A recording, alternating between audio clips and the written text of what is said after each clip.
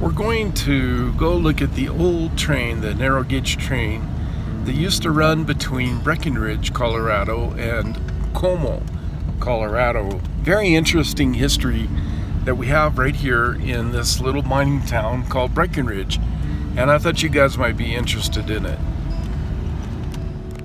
We're going to take the bypass because Main Street has become very busy in this little mining town, so we'll just hug the mountains, and soon we'll be ready to turn right, heading south on Main Street.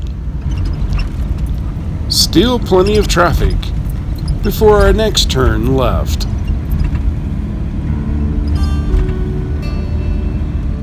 We're going to take the Boreas Pass Road, which is a left here.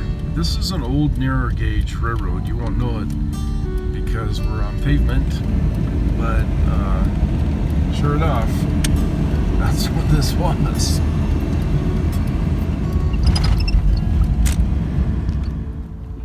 We're going to the Highland Rail Road Park. I don't know if you can see it with the backlit. Kind of a pretty picture with the sun in the background.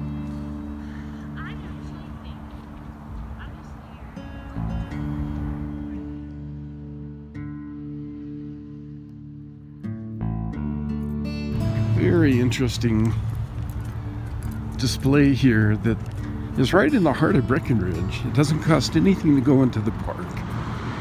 And you can see some remnants of the old narrow gauge that used to run the rails here.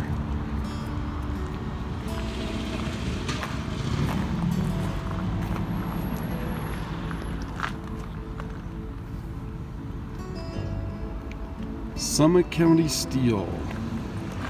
Hard to visualize factories just up the road, but the evolution of Breckenridge from mining camp to ski resort included an industrial period in the 1900s. Freight moved down Ridge Street on flat cars like this one. And this is one of the flat cars.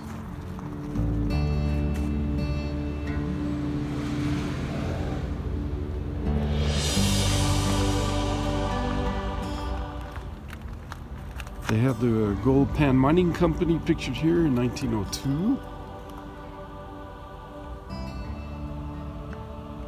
And this is the Maggie Pit, which was one of the mines. That's in the heart of Breckenridge. And look at what it looks like today. That's Maggie Pond today. And what they did is they would aggregate the water, they would build a pond, and then they would put a big dredge in it and dredge out the gold. And this was one of the last ponds. And then what they would do is form a new pond and then put in, move the dredge down the river. It was environmental destruction on a gargantuan scale.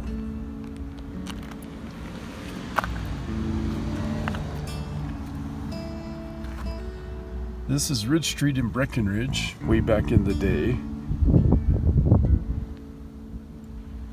And this is what Ridge Street looks like today. Not today because we're at the end of the summer season, but in just a few months. You can see the old caboose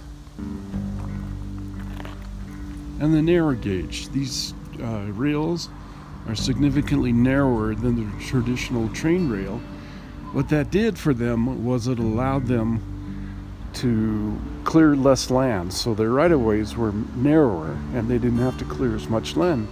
It was a massive job to clear out the logs, the trees, to make a rail bed. So have just a few inches made a big difference to them.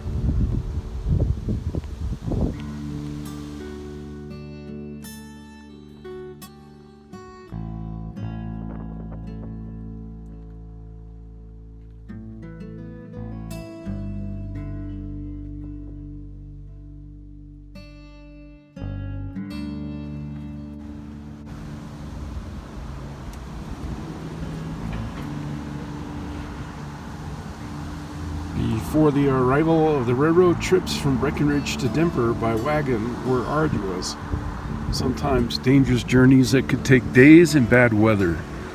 Moving freight was costly and difficult. Regular train service did not just mean that ore and lumber could be shipped economically to Front Range market. It also meant that necessities like food were available in more variety.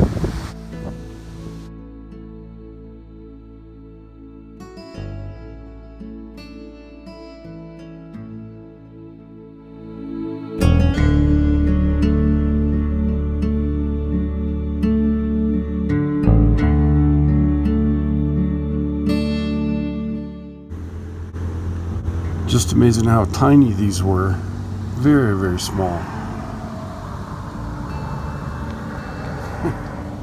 And you can kind of see my reflection in the door. The working caboose is no longer required. That's because Fred, or flashing rear end devices, took the place of cabooses. In the early days, cabooses were colored red because that was the cheapest color to paint. Later, people painted them in various colors, sometimes company colors. And you can see one here that's in purple.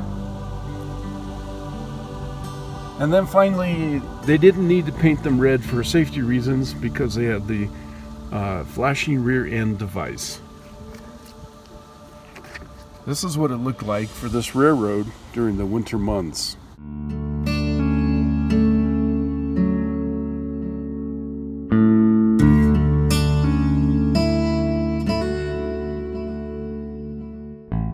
Caboose from the Colorado and Southern Railway. Engine. I think you could know the difference.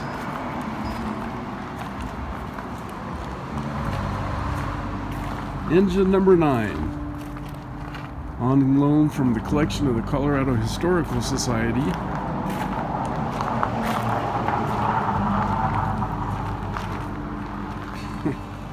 And in this photo, we're standing right here. Back up so you can see the photo a little better.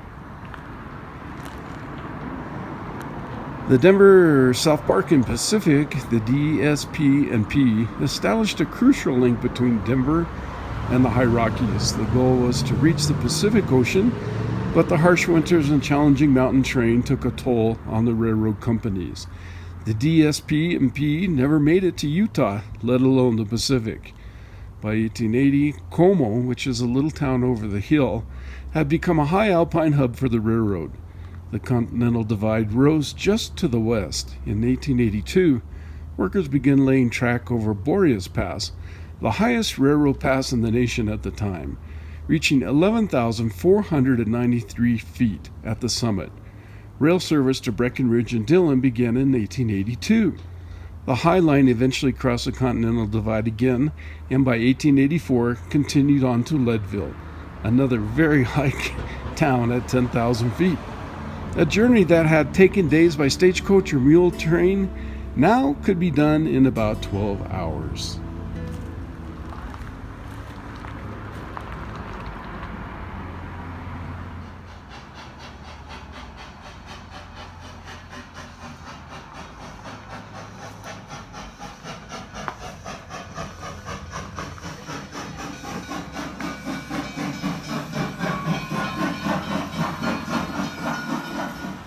This one is a rotary engine. Engine number 1.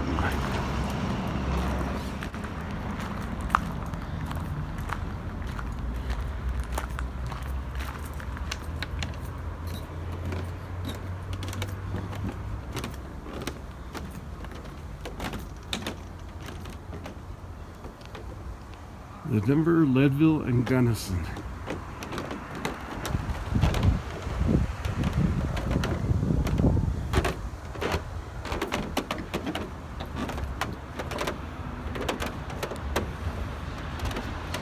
Dedicated to the railroad men of the Southern Park line who worked to keep the line operating from 1873 to 1937.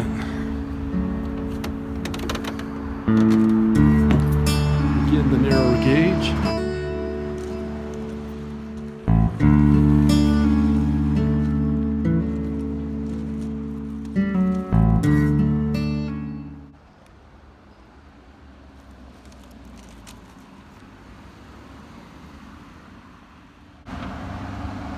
You can see how the blades would expand and knock the snow off the track. An old-time version of the snowblower.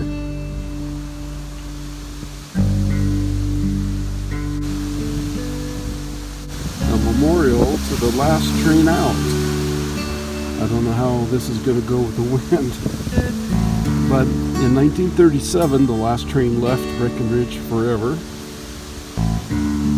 And a lot of people have a lot of memories.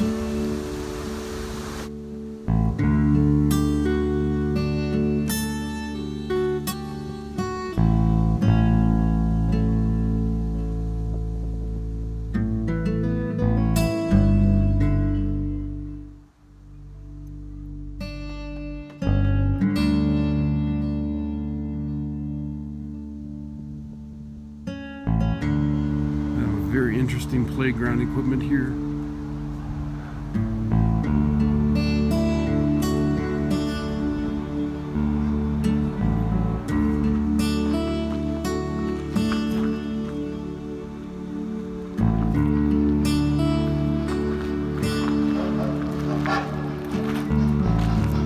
Steam blowing. Choo-choo. There goes line.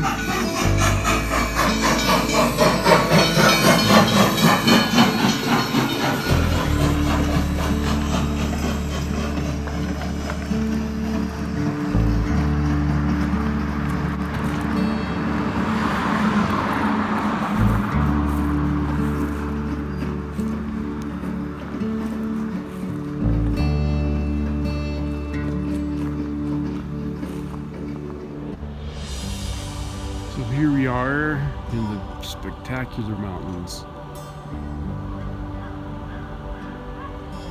I don't know how to describe it when you're in such a spectacular place.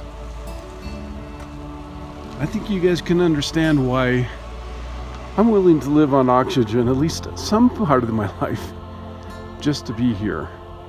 And that's a price I pay. But I think it's well worth it. I think you can tell my connection to this spectacular place. I was backing up to get pictures of this locomotive and trying to do the noise shot, the train shot, and wasn't looking where I was going. It's all my fault. I can't blame anyone. And what did I do? I hit a rock, and I really bashed my ankle. I've had worse.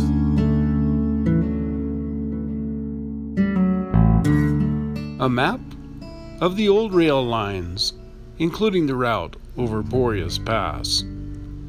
Well, if you liked what you see, please press like. That means a lot to me. And be sure to leave your comments. I read every single comment, and I respond to most. And if this is your first time here, well, for sure, subscribe. And be sure to hit the bell thing. Otherwise, you might miss the next one.